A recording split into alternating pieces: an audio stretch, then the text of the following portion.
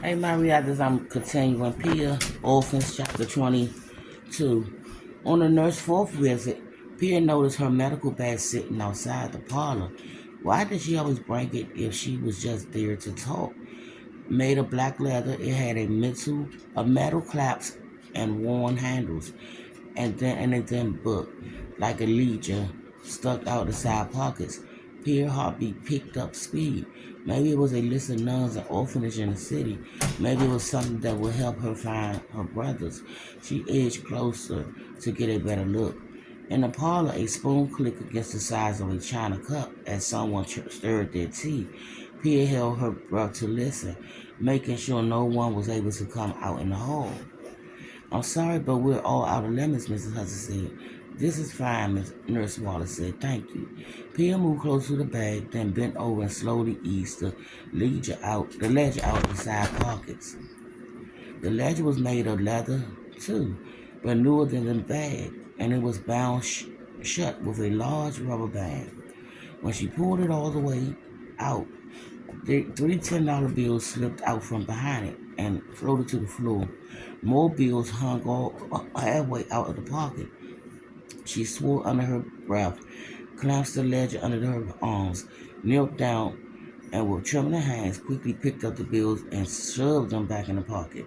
When she started to, when she started to straighten, the ledger slipped from under her arm and hit the floor with a loud slap. What was that? Nurse Wallace said. I have no idea, Mrs. Nutter said. Chairs creaked and footsteps clacked across the parlor floor. Pierre grabbed the ledger, shoved it back in the bag, and sprinted down the hall on her tiptoes. When she reached the kitchen, she stood out of sight, breathing hard. Pierre, Mrs. Hudson called out. Pierre bit down on her lips, not sure what to do. If she didn't answer, they might come into the kitchen and wonder why she was hiding. She edged towards the pantry, then went back into the door and looked out. Yes, ma'am, she said, trying to sound casual. Nurse Wallace stood beside Mrs. Hudson in the hall, her hands on her hips. Oh, it's just you, Mrs. Hudson said. We heard a noise and didn't know what it was. I'm sorry, she said. I was getting the girls snacks and I dropped something. She hoped Mrs. Hudson wouldn't ask what. Is everything all right, Mrs. Hudson said. Yes, ma'am, of course. Mrs. Hudson turned to Nurse Wallace. It's nothing, she said. Let's finish our tea, shall we? Be quiet.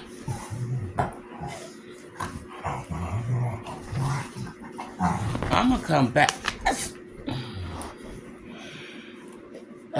Okay. Before following Mrs. Hudson back into the parlor, move! Nurse Wallace glanced down at her bag and frowned. Stop. It was only then that Peter noticed the ledger was nearly falling out the pocket and a $10 bill laid on the floor. Nurse Hudson reached down to pick it up, pushed the ledger back into the pocket, and lifted the bag. Suspicious eyes locked on Peter the whole entire time. Peter forced a smile and turned to the back to go to the pantry, a hot flash of fear crawling up her neck. If Nurse Wallace thought she'd gotten into her bag, there was no telling what she might do. It would be her word against Pia's if she said something worth missing. But what was a nurse doing with all that money anyway? The next day she came downstairs to get the girls snacks and heard something that made her stop in her tracks. A baby crying. She tiptoed down the hall and stood outside the parlor door. Be quiet! Listening. The cries sounded like those of an infant, maybe even a newborn. Why would Nurse Wallace bring a baby into the house? Why was she trying to torture poor Miss Hudson? Stop it! Stop! No, Mrs. Hudson said, her voice trembling. I can't do it. Of course you can, Nurse Wallace said. It will be the best medicine for both of you. And I'll help you stop thinking, it'll help you stop thinking so much about Leo. Y'all gotta excuse the dogs.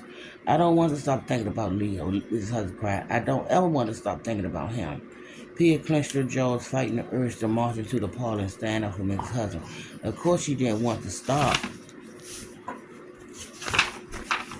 thinking about her lost son. No more. The Pia wanted to stop thinking about her mother and father and brothers. Not to mention it was impossible. How could Nurse Wallace say such a thing? And I'll be back.